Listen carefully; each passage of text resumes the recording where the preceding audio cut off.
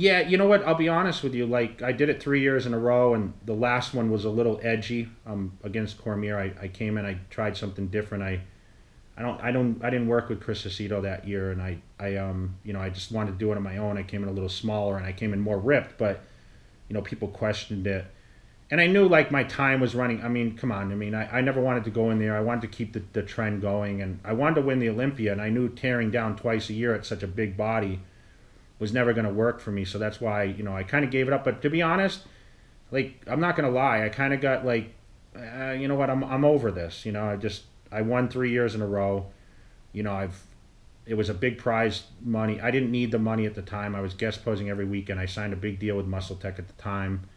And I truly never did it for the money. Like that's what people think. I mean, they look at my career and they say, "Well, Jay's one of the highest earners, if not the highest." And why did I never did it for the money? I never thought about like what's the prize money going to be. And listen, I won 3 Hummer trucks. You think I need? I had 6 or 7 cars at the time. I mean, everyone knows all my stuff I had.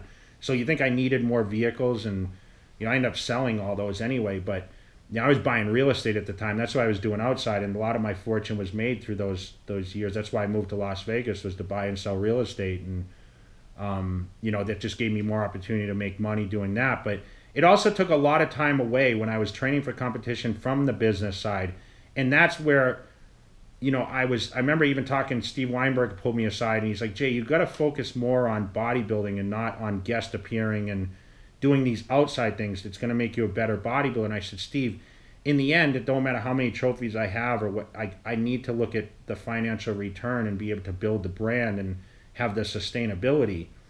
And I remember he thought, "Oh, okay." And then years later, he said to me, he said, "Man, you were really smart about doing what you did, because I mean, look at the position I'm in today. I mean, I do a lot of different.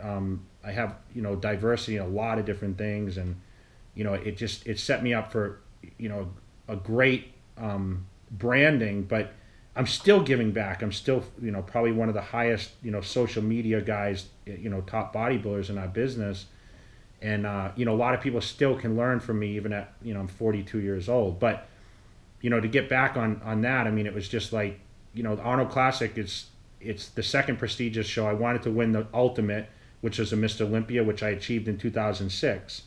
And I was able to hold that. And of course, we can talk about the history, but I held it for a couple of years, and I lost it and came back and won it twice. So let's talk about the '06 Olympia win, because you prevented Ronnie Coleman from winning a record-breaking ninth.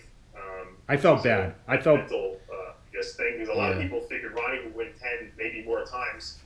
Obviously, Ronnie started showing some signs of maybe wear and tear on his body. That wasn't convincing with you. When you heard your name called out, because you had heard your name called second so many times in a row, when you heard your name called for the win, did you know you were going to win, or was that really a surprise for you on stage? I knew, because Ronnie Coleman told me. Oh, he knew?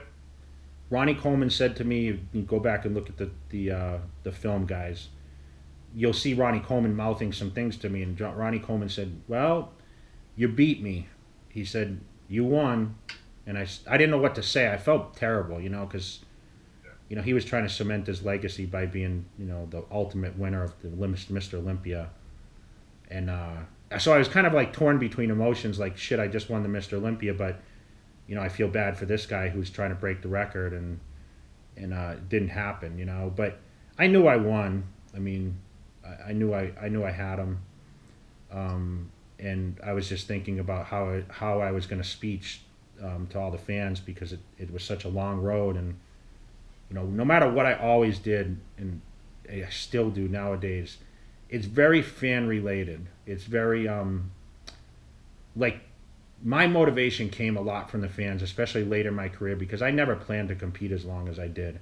And the reason I stayed in it for so long was because I had such a huge fan base.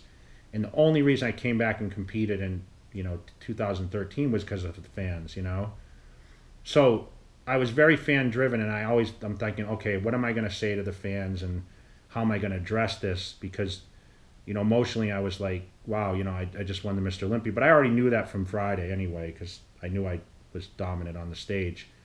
And Ronnie was starting to, like you said, show some signs. So that's all that went through my mind, was what the speech was going to be, and how I was going to present that to now as the new Mr. Olympia to the fans.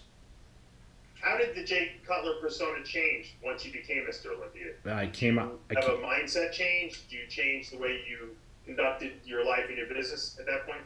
You know what, my career jumped to the next level where, once you're Mr. Olympia, like everything changed, financially, the respect.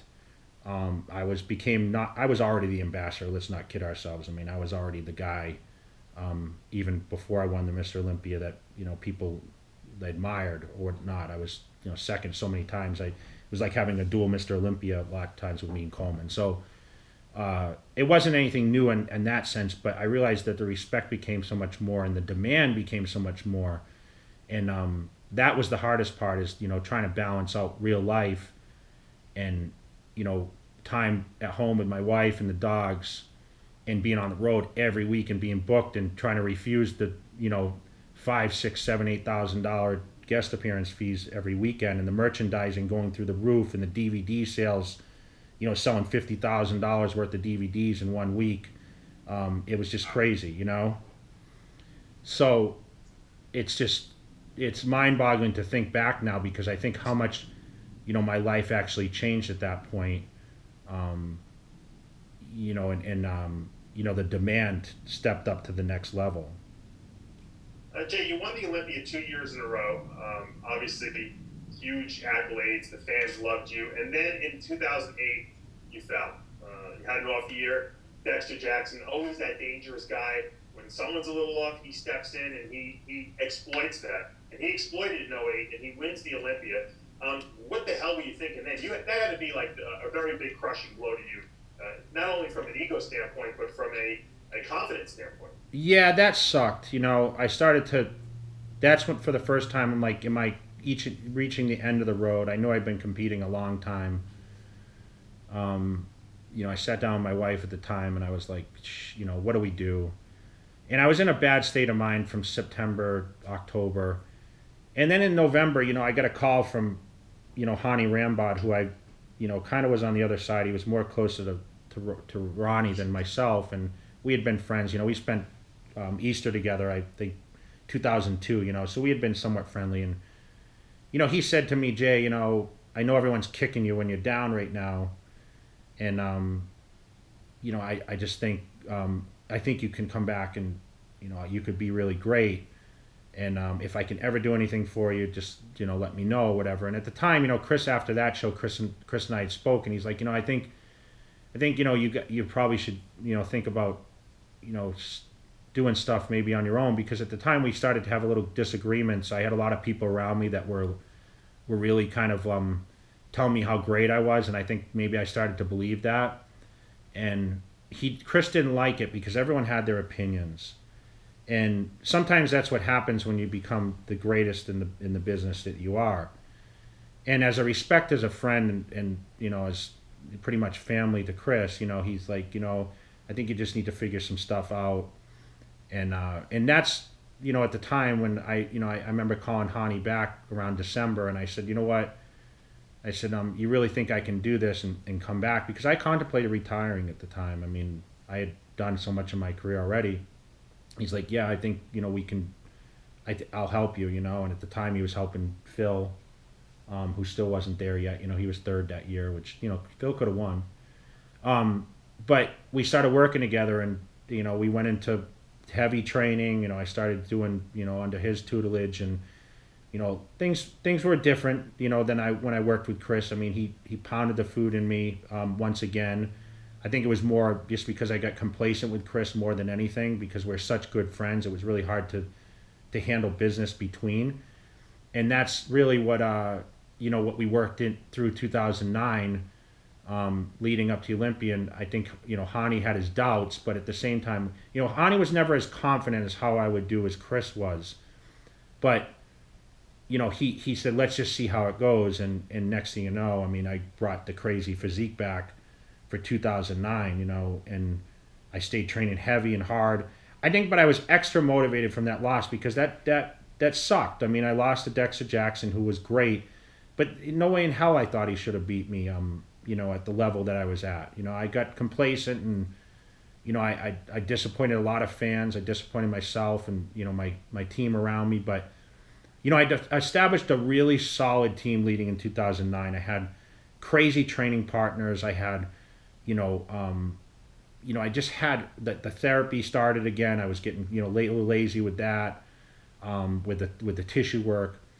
And, I was able to come there, and when I walked out on stage, and, I remember days before on Ronnie looking at me saying, holy shit, you're just gonna shock the world, and I walked out on stage that night, and you remember that was for sure the greatest moment of my life, winning the Mr. Olympia. When I came out, I just came out there, I did that fucking quad stomp, and it's like the place went fucking crazy, man. Well, you're the only man to ever re-win the Olympia back after losing it, so that's a great accolade that will go into your resume, obviously. Which Jay Cutler do you like personally the best from all the Jay Cutlers over the years? What's funny is, that is a common question, and we disagree and agree with a lot of things. It's really hard to pinpoint it. 2009 I thought was a great look, no question, but I think my physique was much fresher in the early years, like 2001 with the sunken abs.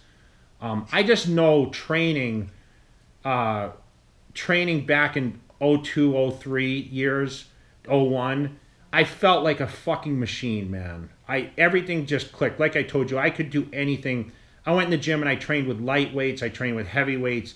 It didn't matter what I did. The diet that Chris had me running, it was just, everything just clicked. So I honestly think, and I know my best, my heaviest weight I ever competed at was 273, 02 Arnold Classic. I was an absolute monster.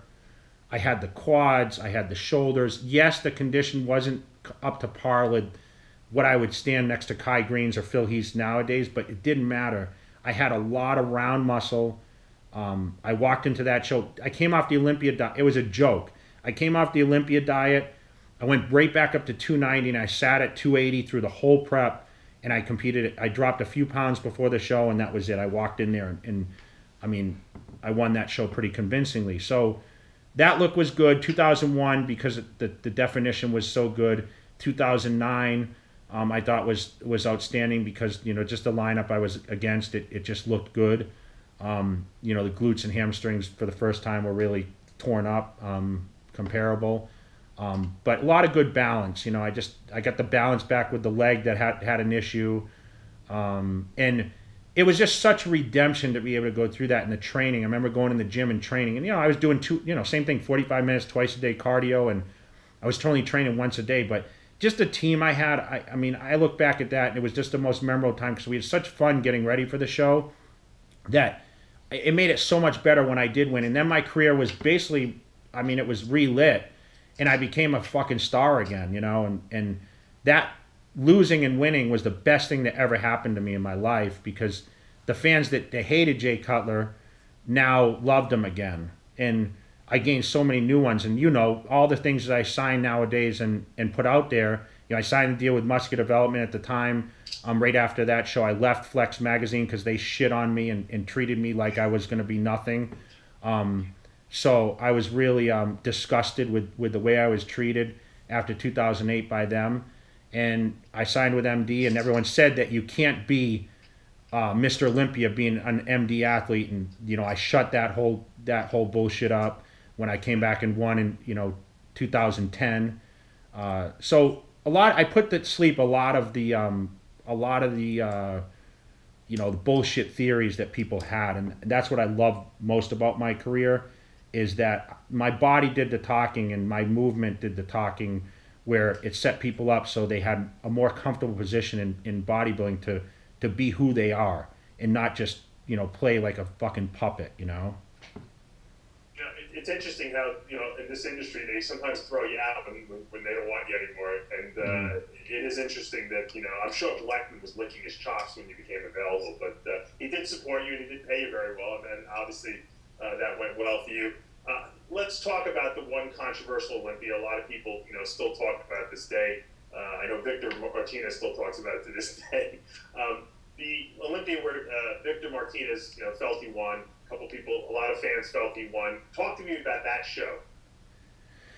Um, you know what? I mean, I still think I should have won. You know, I mean, I know I came back. Listen, I may not have won the prejudging, but I was Mr. Olympia. We know how it all works. Listen, I went through my downside. Victor never stepped up and came back after '07 and presented a good enough physique to, he got injured or went to jail, I think. But I think, you know, I came back at night better than the morning. It was always the case with me.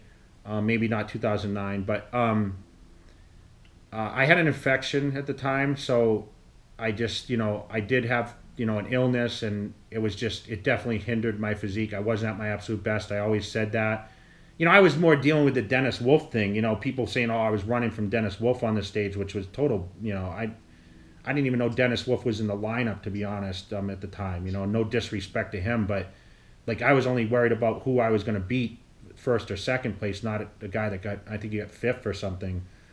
And I knew Victor was right there, and I knew Victor looked good. But listen, man, Victor, he's always been. I mean, NOC 2000, he was 2003, he was great. He won a few other shows but Victor's never been in that crazy, crazy condition where you say, "Wow, this guy's like night and day above everyone else on the Olympia stage." So, I mean, it was close. It was a close call, but I'll take the W. I mean, it is what it is, and I'm sorry for Victor. He didn't get that Olympia win, but I still would have come back and beat all these guys anyway. So it really doesn't make a difference.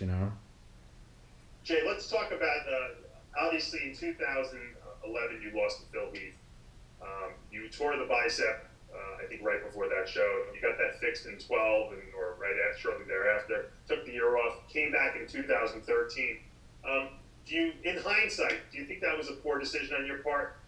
No, and I'll tell you, just so you guys know, I mean, 2011 was a horrible year for me, man.